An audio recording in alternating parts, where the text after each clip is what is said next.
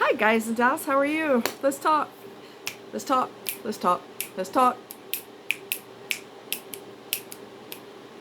Alright, so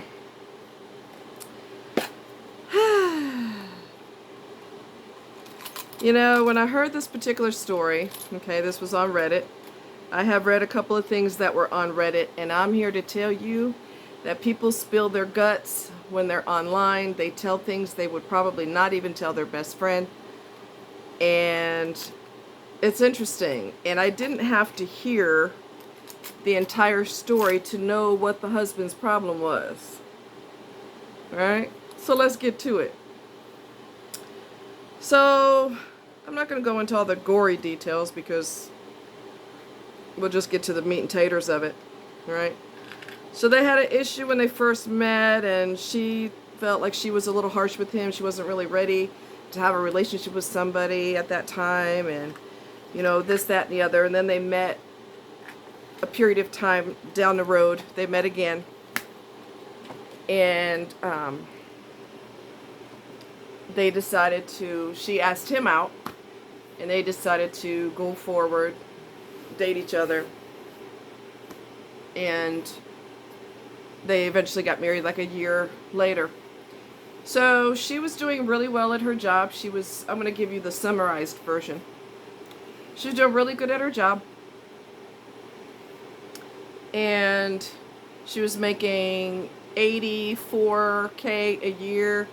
And her husband was making $52 a year or something in that ballpark. And so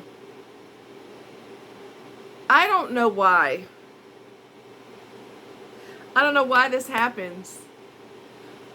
Yes, I do. Yes, I do. Yes, I do. For normal people, that's never going to be an issue. And for non-toxic people, it's not going to be an issue. They're going to be like, yeah, my baby makes money. She makes more than me, and I'm okay with that. She got this going on. I got that going on. We do it together, and we just double our money, and we good. Everything's cool. It don't bother me. I'm not insecure. I'm a man, regardless. That's what a non-toxic man would, how he would feel. He wouldn't feel stupid and insecure because she makes more money. But then again, when you figure out what his problem is, you'll be like, well, damn, that makes sense now. Okay? So they're doing really well. She's doing especially well. 84K, that's not bad at all. And so he eventually, oh my God, it just wears me the hell out. I'm just going to tell you, it wears me out. Okay? So he got to the page of trying to get her to quit her job. It talks about having a baby. And she was like, I have no intention of quitting my job. I mean, And so he had something else to do. So he was like, we'll come back to this topic later. Well, first of all, and this is just me using common sense, if you bring another child into your relationship, or a child period into your relationship, that's going to require more money. Duh. That's going to require more money. So why would you decrease your finances? That's just stupid. Unless he's making more than her and he's just rolling in the dough, then that would be a different story. But that wasn't, it was just weird. So she wasn't really down for that. She said, I want to keep my job, and I will have maternity leave and that kind of thing. And, it'll work out better that way. So he got irritated, and then they came back to that topic later because he's not going to let that slide. So when he pushed again for her to quit her job, and she didn't quit her job, and she didn't have any desire to quit her job, he became livid, irate, infuriated. Do y'all see where we're going with this? Do you see what his problem is? Because when he became that angry about that, I knew what his problem was, but I just sat back and listened to the rest of the story because I'm not trying to jump the gun. But I'm like, I see where this is going. And it's not going to good places. So anyway, anyway.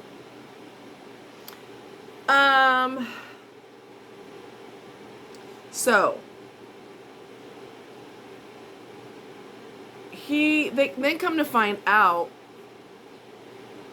he was seeing someone else on the side. And when she found out, she filed for divorce. But she was beating herself up because she was like, how could I be so stupid? And he wanted to, I should have known that he was going to be like this. And that, how could, first of all,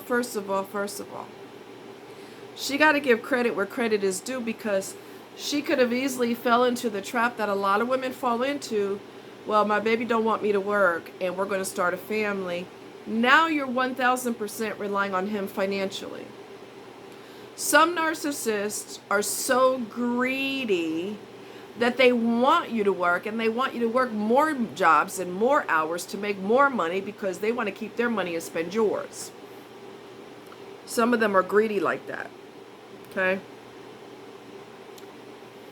But he wasn't like that. He wanted to decrease her finances so that she becomes dependent on him, and then when you have a child, you're double dependent on me because you have a child. We have a child together.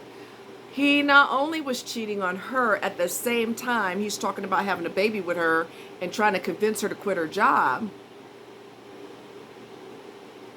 He also was seeing this other woman on the side, had been seeing her for a period of time, long enough to have a child with her. So do you see what I mean when I say she got to give credit where credit is due? Because a lot of women would be like, okay, I'll quit, and they will become pregnant, and now they don't have any income coming in. And this one over here, who's cheating anyway, is thrilled because I had knocked you off at the knees. Now you don't have that money coming in, and oh well, it sucks to be you, and I'm leaving you, and I have a kid with somebody else, and she's a better, and he said to her, and she's a better woman than you are because she understands that a man needs to lead. He must have fell and bumped his head in multiple places and has multiple skull fractures, because I don't even know who the hell you're talking to. I tell you what, you go ahead and stay with her. The state that she's in takes cheating, adultery seriously. So if there's proof of adultery, she didn't say what state she was in. If there's proof of adultery, then she won't have to pay him alimony.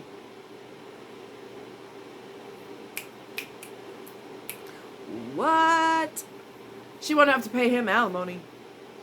Now, a lot of states have what's called irreconcilable differences. So no matter what y'all have been through, who cheated, who didn't cheat, this and that, the courts don't really care. They're just like, whatever, irreconcilable differences, bottom line, and then it's a done deal. We throw the towel in and that's it. But some states actually recognize, I didn't know this, they recognize adultery, and if you have proof of it, you won't have to pay them alimony, which I think is perfect. So she's still beating herself up, and she did file for divorce. I'm very happy for her that she filed for divorce, and she's taking her life back. And instead of beating herself up, because it's like this, I should have known, and this and that, and I gave my heart to the wrong person, and he was giving his heart to somebody else, and how can I be so stupid? Okay, let's stop that right here, right now. Doing. Let's put a stop to that right here, right now, because you're smart enough to say, I am not quitting my income, which is my bread and butter. I'm not throwing in the towel for you or anyone else. I love you, but I love my job, and no, I'm not doing that. And a lot of women fall in that trap. A lot of women fall in that trap. And you don't want to fall in that trap. You just don't. Because, and we're not shocked. Let me get back to that in a minute. But we're not shocked that he's a narcissist. He was doing the wrong thing, and he blames her because she would not comply and she would not quit her job. So that severely limits his ability to destroy her. He could destroy her or hurt her emotionally, but he cannot chop her off at the knees with her money and put her in a position where she has to depend on him.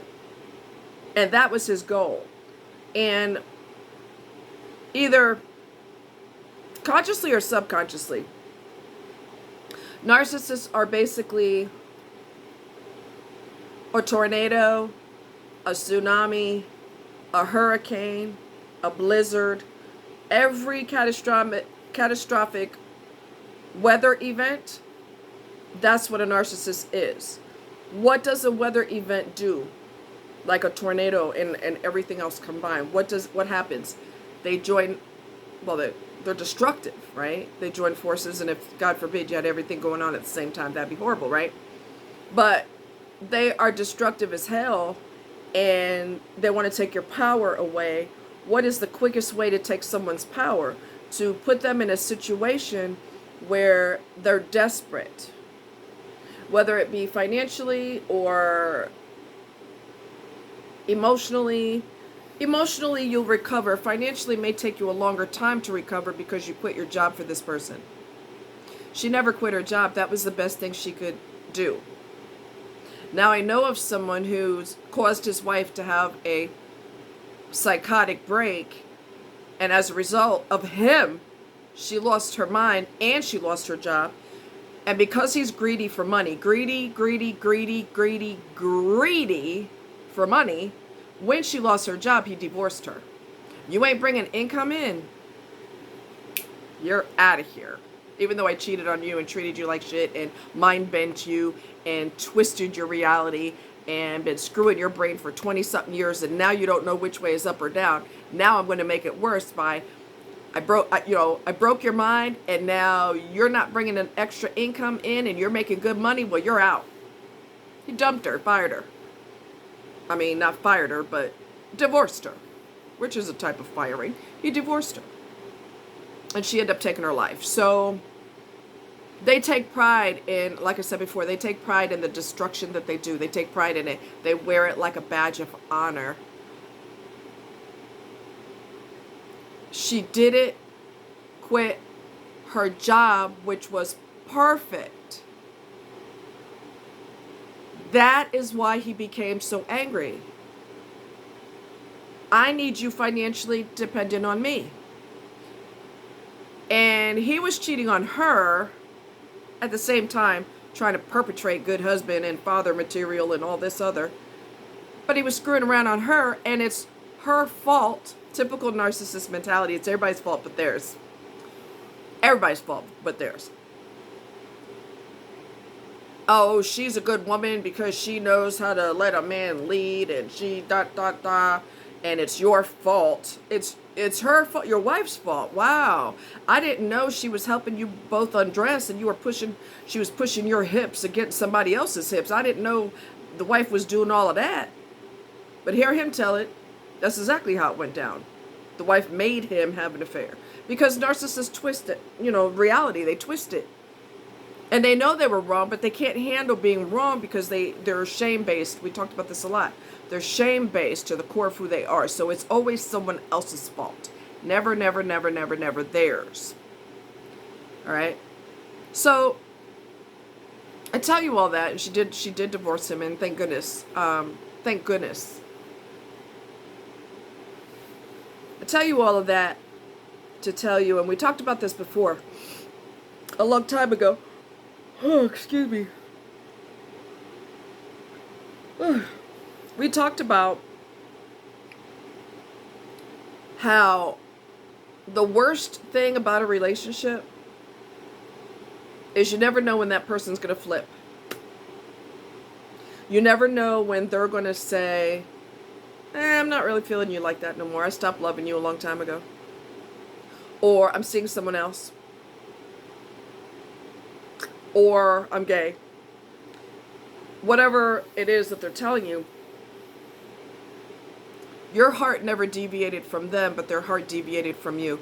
That is the unpredictability is the worst part of a relationship. It's so unpredictable because you never, ever, ever know when your so-called partner is going to change their mind and one day wake up and realize, yeah, I don't want this anymore. Bye. What? What? The worst part of a relationship. And truth be told, it's the worst part of a friendship too.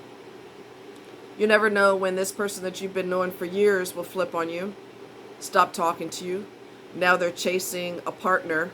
So because they're chasing a partner, you're on the back burner. Get out of here. Go on somewhere. I'm chasing after somebody, so get lost. Really? So, as you guys know, I had a frenemy who was chasing men. She love bombed me. I talked about this in the beginning. Friends can love bomb you. Friends are so-called friends can be narcissistic too. They can love bomb you just like a partner will. She love bombed me in the beginning. She was the nicest person in the world in the beginning. And then she was chasing men. When she started chasing men, I was irrelevant to her. So I told her, my feelings are kind of hurt because I don't really hear from you that much. And she's like, yeah, I know, I've been busy, blah, blah. That's the generic answer everybody gives when they don't want to be bothered because they're doing something else that's more important. They're so busy. Bullshit. Anyway, so come to find out, she was chasing men, chasing men, chasing men, chasing men, chasing men. And so, like I've said before, when I find out that something is much more important to you than I am, I'm out. I'm out. Bye. I'm not even going to say bye. I'm just going to block you. I'm just going to block you.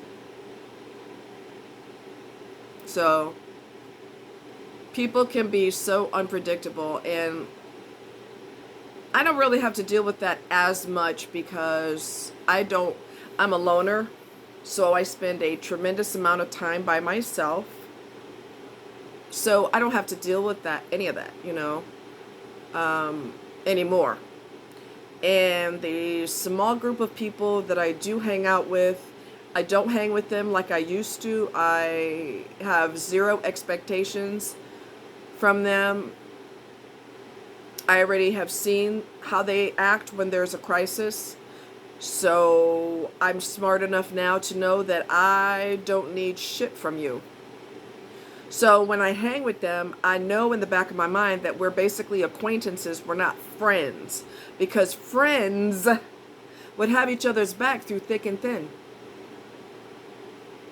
What kind of concept is that? Yeah, that's what real friendship looks like. I've got your back, you've got my back. But when you've proven to me that your life is more important than mine, then I'm going to let you do your thing, and you will be the last person I talk to when I need help because you've already proven that you don't care. So remember I told you, I'm going to tell you this quick thing real quick. Remember I told you there was war with a friend of mine, and his daughter went psycho-ballistic on him over something trivial and blamed it on something else that had nothing to do with the real reason. She's got a God complex for her son. She thinks he's God. He is not to be disciplined. And if you come up in here disciplining him, you are going to get hellfire and damnation all up and down. Your house needs to be set on fire, the whole bit. Well, she apologized to him the other day, and I said I wouldn't do shit for her. I don't give a damn about her apology. I wouldn't do shit for her no more, ever again. Because according to her, everything you do was never done correctly. So based on that asinine comment alone, don't ever do for her again. So, unappreciative, evil, hateful, and once you cross into enemy territory with me, we will never be the same again. We will never be the same again because you showed me your true colors.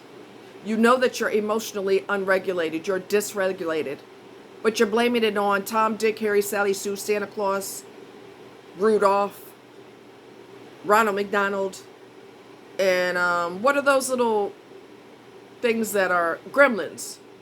You're blaming it on everybody, even the little purple, didn't Grimace or is it Grimace? Hell, I can't remember. Them little puppet things that were associated with McDonald's or something. Hell, I can't remember. But anyway, it's everybody else's fault but yours. And these are all the reasons. And motherfucker, there ain't no reasons. That is who the hell you are. That is who the hell you are. How dare you? This person should lose their life. And then later on, you want to backtrack and move walk because you realize you fucked yourself hard.